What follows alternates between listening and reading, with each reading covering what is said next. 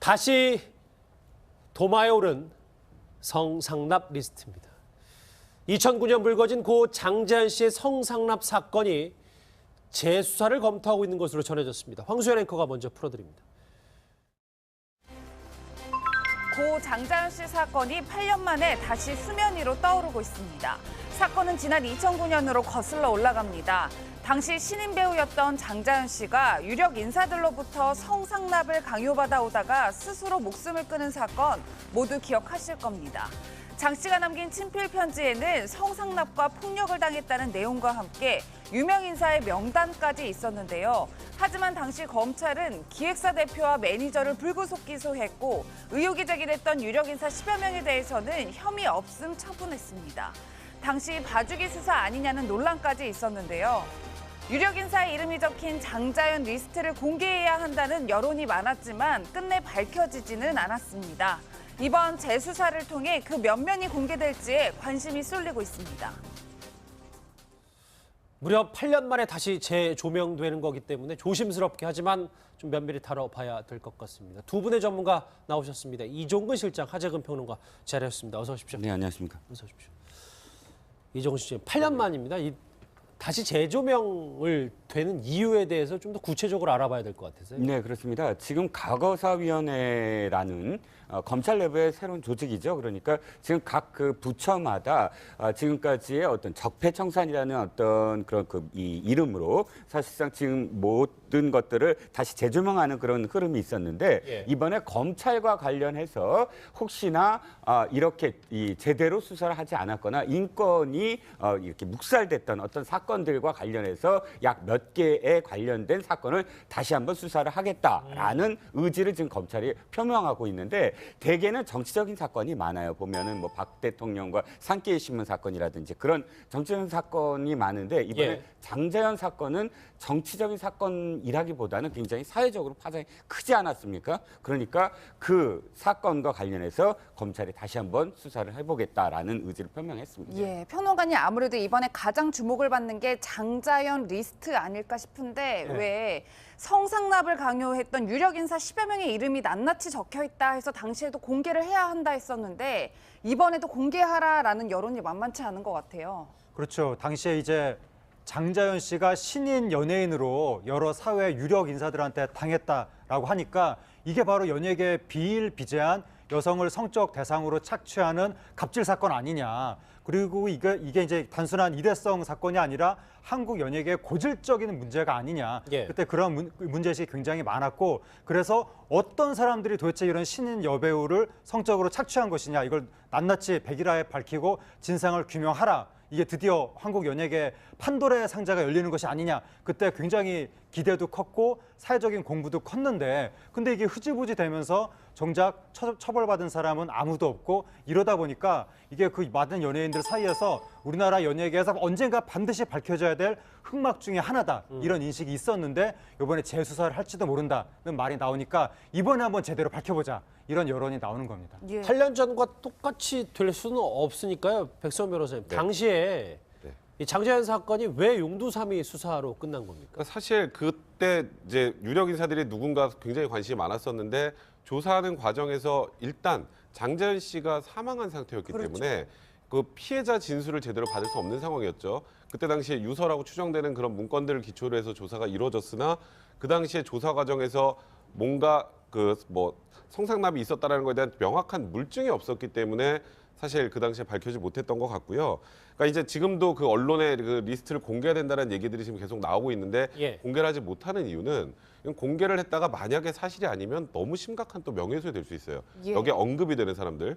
이제 그렇기 때문에 이번에 어떤 방식으로 조사할지는 모르겠습니다만 지금 그때 당시에 관련된 증거가 좀 추가로 더 나올 게 있는지 지금 잘 모르는 상황이라 그렇죠. 일단 조사는 한다고 했으나 이번에도 명확한 그런 결론이 나올지는 좀 아직은 두고 봐야 될 예. 그런 상황이라고 생각이 듭니다. 백 변호사님 그런데 저희가 좀 구분해야 될 점이 사실 당시에 그 유력 인사에 대해서는 혐의 없음으로 결론이 났고 대표와 매니저에 대해서는 불구속 기소를 했단 말이에요. 네. 그런데 재수사 자체는 가능한가 보네요. 그러니까 일단 그 소속사 대표하고 매니저는 사실 조사의 대상은 될 수 있지만 이 사람들을 동일한 사건으로 다시 기소하지는 못하는데 지금 재수사를 하겠다라는 가장 주요한 이유는 이 두 사람을 뭐 다시 처벌하겠다라는 그런 의미가 아니라 실제 그 장자연 소위 장자 리스트라고 하는 그 리스트의 인물들과 이 성상납이 있었는지 여부를 밝혀야 되기 때문에 조사의 대상은 될 수는 있는 것 같고요.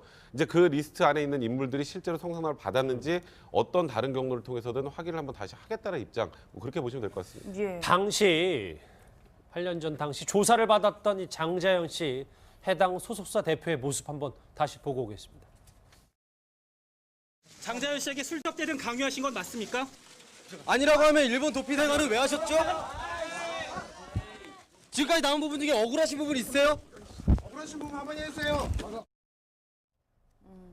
당시 어떤 대답도 하지 않고 빠져나갔었던 예. 그 장자연 씨 소속사 대표 얘기인데 그때 장자연 씨의 이 친필 유서라고 주장했던 그 부분에 여러 가지 내용들이 참 많았었어요. 하정현 평론가님 같이 예. 한번 보시면 예, 당시 글쎄요, 어떤 네. 뭐 다양한 내용들이 있었는데 나를 방에 가둬놓고 수없이 때렸다. 그리고 신인이라서 수입도 별로 없었는데 매니저 월급 등을 모두 나한테 부담하도록 했다.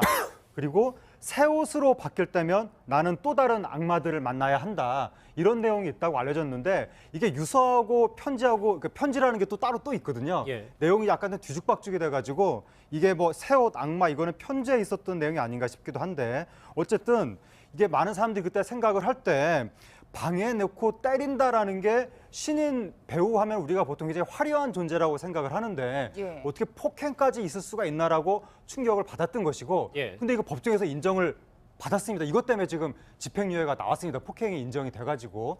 그리고 또 하나가 신인이라서 수입도 적었는데 매니저 월급을 나한테 부담하도록 했다. 근데 이게 얼마 전에 가수 문희옥 씨 후배 신인 여가수도 우리 집에서 바로 매니저 월급이라든가 활동비를 부담했다. 이런 얘기가 나오는 것을 보면 배우 쪽이나 가수 쪽이나 할 것 없이 예. 역시 신인들한테 굉장히 부당한 어쩌면 말하자면 피해를 가하는 업계의 행태가 그대로 있는 것이 아니냐. 근데 스폰서 성상납 이 부분은 소문은 굉장히 무성하고 예. 이 스토리가 개연성이 있다고 사람들은 생각을 했지만 확증이 없기 때문에 누구도 처벌할 수 없는 상태로 여태까지 이어져 오고 있습니다. 예, 백 변호사님, 하지만 저희가 좀 명명백백하게 봐야 될 것이 유명 인사의 실명들이 들어가 있기 때문에 이 문건 자체의 진위 여부나 이런 것을 좀 더 간명하게 밝혀내야 될 것 같아요. 그리고 일단 원본이 어디 있는지도 찾아야 돼요. 그 당시에 이게 원본은 뭐 불태웠다 뭐 이런 얘기가 나왔는데 예. 실제 원본이 존재를 한다면 이 원본의 존재도 찾아야 될 거고요. 그리고 이 장자연 씨가 이 문건을 작성한 다음에 그 후에 급속도로 좀 상태가 안 좋아졌다는 가족들의 진술도 있었어요. 그러면 이 문건 작성 전후에 장자연 씨에게 도대체 무슨 일이 있었던 건지, 그러니까 무언가 자살까지 이르게 될 정도의 그 심각한 사건들이 있었는지 그런 부분들을 하나하나 체크해서 과거로부터 지금 다시 역추적을 해나가야 될 그런 상황인 것 같고요. 예. 그러니까 결국 지금 말씀하셨던 것처럼 문건의 진위 여부를 정확하게 밝히지 않으면 그 문건의 진위 여부가 의심되는데 그 안에 들어있는 사람들을 조사하는 것 자체가 더 어려워지지 않겠습니까? 그래서 그렇죠. 그 부분에 대한 확인 작업이 우선적으로 좀 필요할 것 같습니다. 근데 당시에 이종우 실장님, 네네. 장자연 씨가 사망하기 직전까지 어떤 일이 있었는지도 아직 정확히 밝혀진 게 없는 거예요? 그렇죠. 지금 우리가 좀 혼재돼 있어요. 8년 전 사건이기 때문에 우리가 지금 사용하는 용어도 사실은 혼재되어 있는 것이 생각해 보세요. 자살을 했습니다. 스스로 목숨을 끊었어요. 근데 우리가 문건이라고 표현을 해요. 문건이 유서라든지 이렇게 일기라든지 그렇게 표현 안 합니다. 그러니까 일기나 유서 같은 경우는 자기가 자살을 하면서 그 심경을 담은 글이잖아요. 예. 그런데 우리가 유서나 일기라고 하지 않고 문건이라고 한다면 문건이라는 건 공식적인 어떤 서류를 우리가 문건이라고 하지 않습니까? 그러면 그 뜻은 뭐냐면 뭔가 이 자기가 당한 일들을 밝히려고 그거는 자신의 어떤 스스로 목숨을 끊는 인간은 별개로 그것을 스스로 아주 촘촘히 기록했다는 그런 의미로 우리가 문건이라고 지금 부르지 않습니까? 그럴 정도도 자세하게 일단 했는데 문제는 이 문건이 두 가지가 있어요. 2009년도 당시에 그러니까 유모 씨의 매니저가 자살 이후에 일주일 후에 밝혀낸 그 몇 가지의 메모들 이것과 있고 2년 후에 모 방송국이 자필 문건이다라고 터뜨린 게 있고, 근데 현재 법원에서는 2011년도에 밝힌 어떤 문건은 사실 교도소에 있는 모 씨가 쓴 어떤 위작이다. 이렇게 지금 현재 단계는 그렇습니다. 그래서 지금 다시 이제 그 조명을 하려면 실제로 지금 말씀하셨듯이 문건을 전부 다 다시 한번 그 도마 위에 올려놓고 어디서부터 어디까지가 확실한 문건이고 어디서부터 어디까지가 자필 메모고 어디서부터 어디까지가 유서다. 이것들부터 정리가 확실히 되어야 된다라는 점입니다.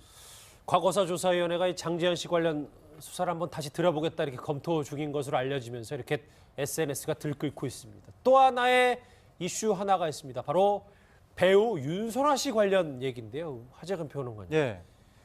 아들 뭐 폭력 의혹 뭐 논란 있어서 윤소라 씨 많이 언론에 회자가 됐었는데 예. 캐나다 이민 간다는 소식이 들었어요. 요즘 뭐 수속까지 다 마쳤다는 이야기가 보도가 됐는데 윤선아 씨 아들이 그때 그 사건을 겪은 이후로 학교 생활이 거의 불가능할 정도로 굉장히 지금 따가운 시선을 받고 있고 불안 증세를 보여서 병원에서 치료를 받고 있다. 그리고 윤선아 씨도 그때 그 사건 때 굉장히 많은 악플을 받으면서 우리나라에서 연예계 활동하기가 조금 어려워진 것이 아니냐 이런 여러 가지 이제 복합적인 심경이 들면서 그냥 캐나다로 온 가족이 다 함께 이민을 가겠다 뭐 이런 생각이라고 하는데 윤선아 씨가 일본 생활을 접고 한국으로 올 때 그때 이유가 뭐였냐면 아이 교육 때문에 아이 때문에 온다는 거였거든요. 근데 한국에서 아이 교육이 어려워졌기 때문에 다시 한국을 뜨려는 것이 아니냐 뭐 이런 의혹이 나오고 있습니다. 예. 배 변호사님, 그런데 일단 저 보도에 대해서 소속사 측은 아직까지 별다른 반응은 없네요. 캐나다 이민이 윤선아 씨 입에서 공식 입장이 나온 건 아닌가 네, 보죠. 그렇죠. 그거는 이제 공식적으로 얘기가 나와야 이제 뭐 사실로 확인이 될 것 같은데 충분히 개연성 있는 얘기인 거는 사실인 것 같아요. 사실 지난 4월에 뭐 학교 수련회에서 그 윤선아 씨의 아들이 뭐 야구 방망이로 친구를 구타했다. 근데 그거를 이제 그 학교 차원에서 축소하고 은폐했다. 뭐 이런 그 당시에 의혹 보도가 나오지 않았습니까? 맞아요. 그 의혹 보도가 나오고 나서부터 윤선아 씨가 2차례 정도 해명을 했는데 그 해명이 오히려 여론을 더 악화시켰었단 말이에요. 그러면 지금 워낙 또 윤선아 씨 유명인인데다가 윤선아 씨 아들이 계속 이렇게 여론의 문매를